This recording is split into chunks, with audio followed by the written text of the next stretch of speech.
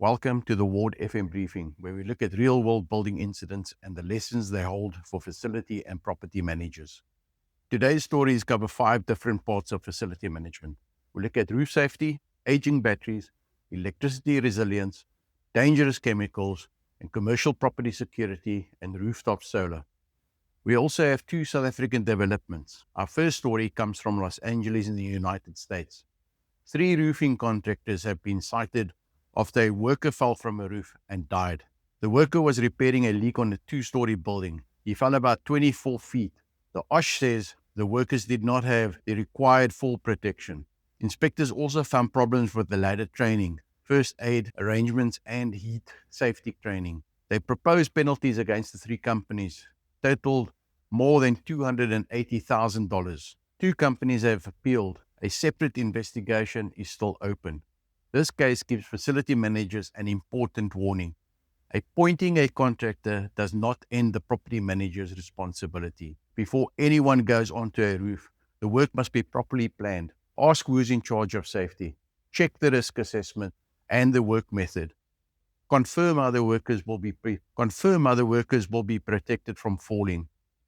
Look at the ladders. Look at the anchor points and access routes.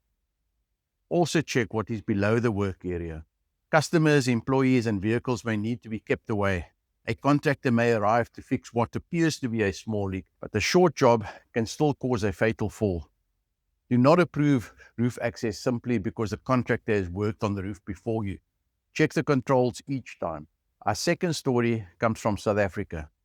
Many commercial properties installed battery systems during load shedding. Those systems helped keep lights, security, computers, and other equipment on. But the batteries are now getting older. A South African supplier has warned many batteries will soon reach the end of lifespan. Some batteries installed during 2022 carried warranties of only 4 or 5 years.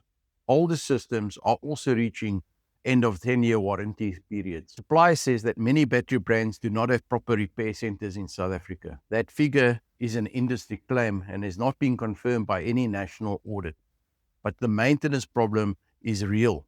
A battery can stop working because of a smaller internal component. The cells may be usable, but the battery management system or communication equipment may have failed.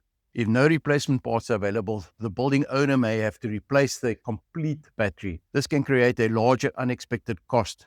It can also create a waste problem. Lithium batteries cannot be placed in an ordinary waste bin or builder's skip.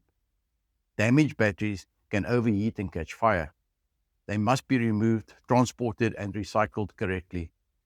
Facility managers should create a proper battery register. Record the make, the model, the installation date, and warranty date. Check whether spare parts are available. Also record how the battery will be recycled when it reaches the end of its useful life. Do this before the warranty expires. The third story also concerns electricity resilience. The United States Department of Energy has closed a loan worth of almost $490 million for Puerto Rico. The project is intended to strengthen the electricity grid and reduce electricity costs. Reliable public infrastructure is important to every commercial property, but facility managers cannot depend only on the grid. A generator may keep some services running, but probably not the whole building. The lifts may have limited operation. The air conditioning system may be partly switched off. Tenants may have refrigeration, medical, or computer equipment that needs constant power. Fuel deliveries may also be difficult during a regional emergency. Every property should have a clear emergency load list. Know exactly what the generator supplies. Know what it does not supply. Test the generator with a realistic load. Do not rely on a short no-load test. Also plan how the building will restart when normal electricity returns. Large motors, air conditioning systems, and lifts should not all restart at the same time without control. Our next story is a serious industrial fire in Port Adelaide, Australia. Sulfur was burning inside an industrial property. Emergency services described the smoke as toxic. People within 1 kilometer were told to leave. About 15 fire vehicles attended, including special equipment for chemical incidents. 1 person was taken to hospital. The incident was still active when the first report was issued. The cause is not yet known. We also do not know how much sulfur was stored or exactly how it was kept. It is therefore too early to blame the tenant or property manager. However, there is already an important facility management lesson. Smoke from a chemical fire can affect many other properties. Managers of nearby buildings may need to make quick decisions. Should the building be evacuated? Should people remain inside? Should the ventilation be stopped? Which road is safe to use? The answers depend on the wind direction, the type of chemical, and instructions from emergency services. Every industrial property must keep an accurate chemical list. It should show the product, amount, and storage position. Safety data sheets must be easy to reach outside the building. Firefighters should not have to enter a dangerous property to find this information. Neighboring facility managers should also know how to stop their ventilation systems quickly. Our fifth story comes from Melbourne. A German martial arts facility was badly damaged in a suspected arson attack. Police believe it was a targeted attack. It was the second gym from the same business group to be attacked in 2 days. The building was empty, so nobody was injured. However, the childcare center next door had to be closed.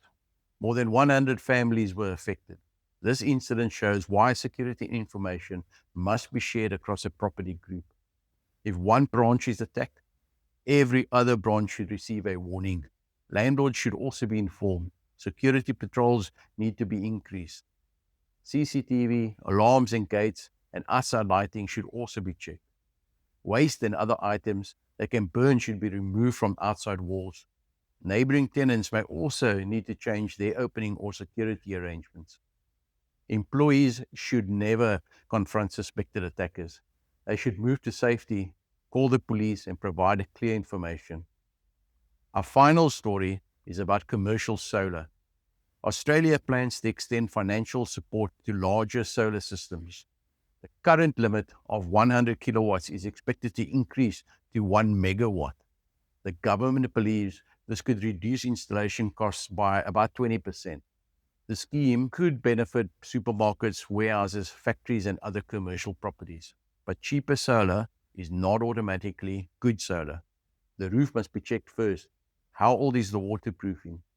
How many years of life remain? Can the structure carry the additional weight? Will the panels block access to gutters, fire equipment, or air conditioning plant? Who will remove the panels when the roof needs repair? A solar system may operate for 20 years or longer. Installing it on a roof that needs replacement in 5 years will create extra work and cost. The solar project must include structural checks, waterproofing details, safe access, and future maintenance. And lastly, today's facility management tip is to check the expiry dates hiding in your asset register. Look at battery warranties, roof guarantees, fire equipment servicing, gas certificates, contractor training, and generator agreements. Set reminders before the expiry date. 90 days gives you time to investigate. 60 days gives you time to obtain prices. And 30 days should be the final check that action is underway. Do not wait for equipment to fail before discovering that the warranty ended last month. Today's stories have shown the wide range of work covered by facility managers. We manage people working on roofs. We manage backup batteries and generators. We prepare for chemical emergencies. We protect tenants against security threats. And we make sure energy projects suit the building where they will be installed. Good facility management is not only about responding when something goes wrong. It is about finding the risk early and taking action while there is still time.